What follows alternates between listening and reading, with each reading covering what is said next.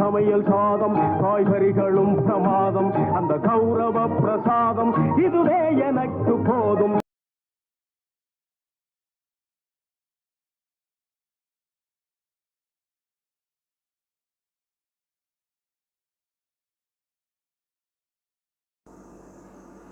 Hi friends, எல்லோரும் எப்படி இருக்கீங்க? காரைக்குடியிலேருந்து கார்த்திகா. இன்றைக்கி செட்டிநாட்டு பாரம்பரிய சமையலில் என்ன பார்க்க போகிறோம் அப்படின்னா, மீல் மேக்கர் மஞ்சூரியன் எப்படி ரெடி பண்ணுறது அப்படின்னு பார்க்க போகிறோம்.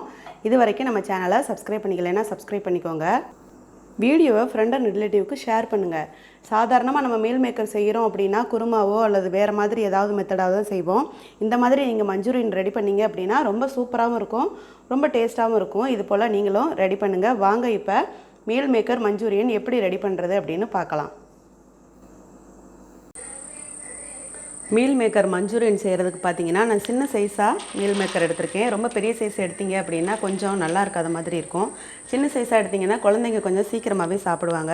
மீல் மேக்கரை பார்த்தீங்கன்னா ஒரு 1/2 லிட்டர் தண்ணியில் நம்ம நல்லா அதை சேர்த்துட்டு லேசாக உப்பு போட்டு ஒரு 2 நிமிஷம் அப்படியே நம்ம வேக வச்சுட்டு புழிஞ்சு எடுத்துக்கலாம். எப்போவுமே மீல் மேக்கர் வந்து வெந்நீரில் போட்டு எடுத்துகிட்டு தான் நம்ம செய்யணும். இப்போ அதை நம்ம வேக வச்சுட்டு புழிஞ்சு எடுத்துகிட்டு பார்க்கலாம். மீல் மேக்கர் நல்லா தண்ணியெல்லாம் எடுத்து புழிஞ்சு வச்சாச்சு. இப்போ ஒரு பாத்திரத்தில் 1/4 ஸ்பூன் அளவுக்கு மஞ்சத்தூள் சேர்த்துக்கிறேன். 1/2 ஸ்பூன் அளவுக்கு மிளகாத்தூள் சேர்த்துக்கலாம். 1 ஸ்பூன் அளவுக்கு கரம் மசாலா பொடி சேர்த்துக்கிறேன். 1 ஸ்பூன் அளவுக்கு இஞ்சி பூண்டு விழுது சேர்த்துக்கலாம். 2 ஸ்பூன் அளவுக்கு மைதா மாவு சேர்த்துக்குவோம். 2 ஸ்பூன் அளவுக்கு கார்ன்ஃப்ளவர் மாவு சேர்த்துக்கலாம். 1 ஸ்பூன் அளவுக்கு சோயா சாஸ் சேர்த்துருக்கேன். சோயா சாஸ் இல்லை அப்படின்னா 1 ஸ்பூன் தயிரோ அல்லது 1 ஸ்பூன் லெமன் ஜூஸாக நம்ம சேர்த்துக்கலாம். நம்ம வேக வச்சுருக்கோம் இல்லையா, அந்த மீல் மேக்கருக்கு வந்து நம்ம உப்பு போட்டு தான் வச்சுருக்கோம். இப்போ இந்த மசாலாவுக்கு தேவையான அளவு உப்பு சேர்த்துட்டு நம்ம ஒன்றா கிளறி விட்டுறலாம். ரொம்ப தண்ணியாகவும் இல்லாமல் ரொம்ப கட்டிமமாகவும் இல்லாமல் ஓரளவு கட்டி இல்லாமல் இதை நல்லா கரைச்சிட்டு நம்ம வேக வச்சு வடிகட்டி எடுத்து வச்சுருக்கோம் இல்லையா மீல் மேக்கரு, அதை இதில் போட்டு நல்லா கிளறி விட்டுட்டு ஒரு 5 நிமிஷம் அப்படியே நம்ம ஊற வச்சு பொரித்து எடுக்க போகிறோம். இப்போ இந்த பேஸ்ட்டு நமக்கு ரெடி ஆயிடுச்சு. இதில் நம்ம மீல் மேக்கரை நல்லா தண்ணியை புழிஞ்சிட்டு எடுத்து வச்சுருக்கோம். அதை நம்ம இதில் சேர்த்துக்கலாம். தண்ணியை நல்லா புழிஞ்சிருங்க, இல்லைன்னா நல்லா இருக்காது. இப்போ மீல் மேக்கரோட அந்த மசாலாவை சேர்த்து நம்ம ஒன்றா பிரட்டி வச்சிடலாம். ஒரு 5 நிமிஷம் அப்படியே நமக்கு ஊறிடுச்சு அப்படின்னா ரொம்ப நல்லா டேஸ்ட்டாக இருக்கும். பொரிக்கும் போது பார்த்திங்கன்னா நல்லா கிறிஸ்பியாக இருக்கும். பாருங்கள், நான் இந்த மாதிரி கிளறி வச்சுட்டேன். இந்த அளவாவது ஈரப்பதம் கண்டிப்பாக இருக்கணும், அப்போ தான் நம்ம பொரிச்சு எடுக்கிறதுக்கு நல்லாயிருக்கும். இப்போ நம்ம எண்ணெயில் போட்டு பொரிச்சிக்கலாம். ஒரு 5 நிமிஷம் ஊற வச்சுட்டு பொரிக்கலாம். பாருங்கள், இப்போ ஒரு பாத்திரத்தில் நான் எண்ணெய் காய வச்சுட்டேன். நல்லாவே வந்து அந்த மீல் மேக்கர் ஊறிடுச்சு. இப்போ நம்ம ஒவ்வொரு பீஸாக அப்படியே எடுத்து போட்டு இதில் பொரித்து அப்படியே எடுத்துடலாம். பெரிய பீஸாக நீங்கள் போட்டிங்க அப்படின்னா கொஞ்சம் பெருசாக இருக்கும், நல்லா தான் இருக்கும் அதுவும். ஆனால் அந்த சின்ன பீஸு இருக்கிற டேஸ்ட் வந்து பெருசில் கிடைக்காது. ரொம்ப பெருசாக இருந்துச்சு அப்படின்னா உள்ளுக்கு வந்து மசாலா நமக்கு சேராது இல்லையா. இந்த மாதிரி போடும்போது ரொம்ப சீக்கிரத்துலேயும் ஃப்ரை ஆயிரும், குழந்தைகளும் நல்லா விருப்பமாகவும் சாப்பிடுவாங்க.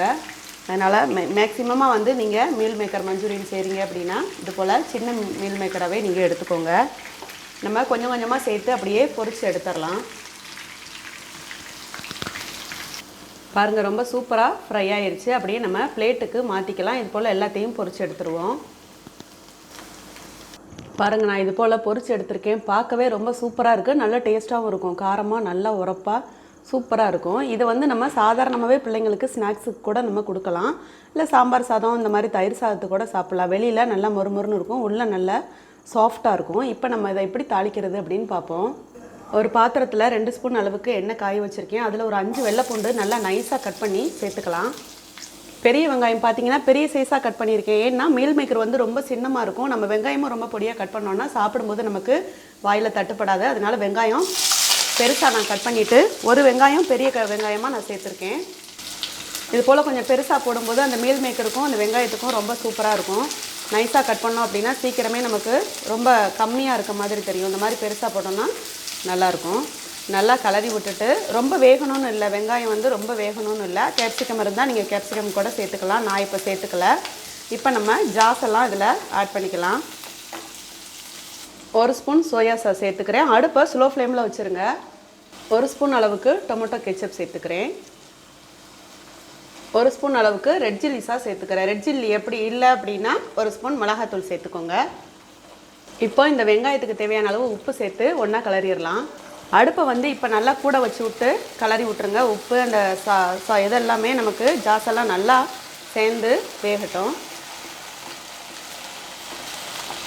இப்போது 1 ஸ்பூன் அளவுக்கு கார்ன்ஃப்ளவர் மாவு எடுத்து அதில் தண்ணி கலந்து வச்சுருக்கேன். அதை சேர்த்துட்டு ஒன்றா கிளறி விட்டுருங்க. அப்படியுமே நமக்கு கெட்டிமமாக வந்துடும். அதுக்கப்புறம் நம்ம மீல் மேக்கரை அதில் சேர்த்துக்கலாம். நல்லா கெட்டிமமாக வந்துருச்சு பாருங்கள். இப்போ நம்ம மீல் மேக்கரை இதில் சேர்த்துக்குவோம். அது நல்ல டேஸ்ட்டாக இருக்கும். இந்த ஜாஸோட நம்ம சேர்த்து சாப்பிடும்போது அந்த மீல் மேக்கரு வெளியில் நல்லா கிறிஸ்பியாகவும் உள்ள சாஃப்டாகவும் இருக்கு இல்லையா, அது நல்லா அதில் ஊறினோன்னா நமக்கு ரொம்ப டேஸ்ட்டாக இருக்கும். இது போல் கிளறி விட்டுட்டு நம்ம லாஸ்ட்டாக வெங்காயத்தாள் அல்லது மல்லி ஏதாவது ஒன்று சேர்த்து சாப்பிட பரிமாறிக்கலாம்.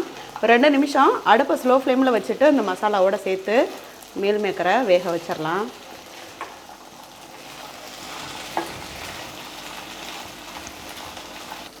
பாருங்கள் 2 நிமிஷம் ஆயிடுச்சு. மீல் மேக்கர் நமக்கு ரெடி ஆயிடுச்சு. இப்போ அப்படியே சாப்பிட பரிமாறிக்கிறலாம். இது பாருங்கள், இந்த வெங்காயத்தாள் வந்து எங்கள் வீட்டில் தளைஞ்சது. நான் வந்து இதை வந்து வெங்காயம், சின்ன வெங்காயம், பெரிய வெங்காயம், வெள்ளைப்பூண்டு எல்லாமே ஊனி வச்சுருக்கேன்.